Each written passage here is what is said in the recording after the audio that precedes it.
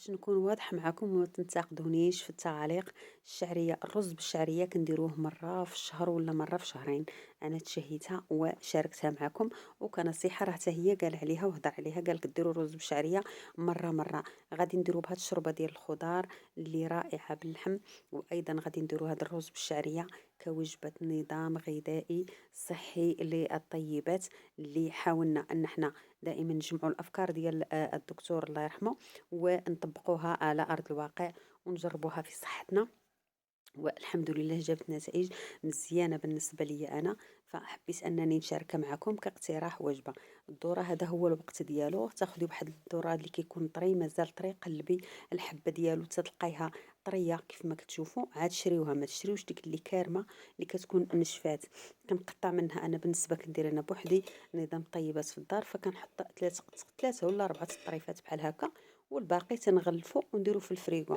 شريت تقريبا شي 5 الحبات بحال هكا وحطيتهم في الفريغو باش يبقاو طريين، وكل مره كناخذ منهم شويه كنطيب بهم، لانهم من ضمن المسموحات في النظام الطيبات. وممكن الا ما كانش عندك تتعوضيهم بالذره اللي في العلب. كيف ما شفتوا غنجمعها بحال هاد الشكل هذا ونديرها في واحد الكيس ونحطها في الفريغو.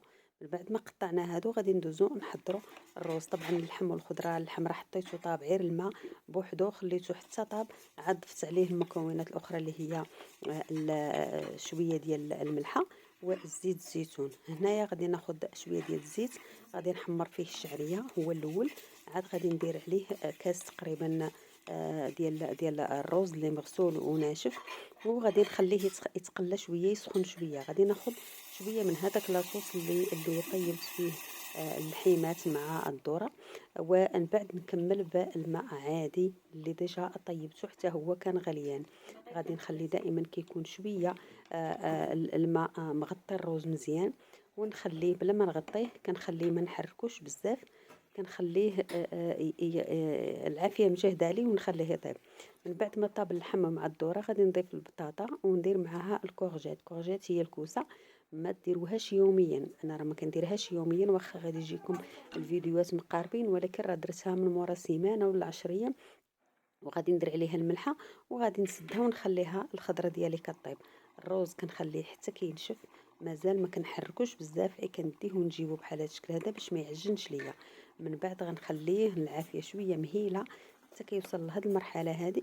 غادي نغطيه ونقص العافيه على حدها ونخليه كيطيب. غادي يطيب تقريبا في ثلث ساعه.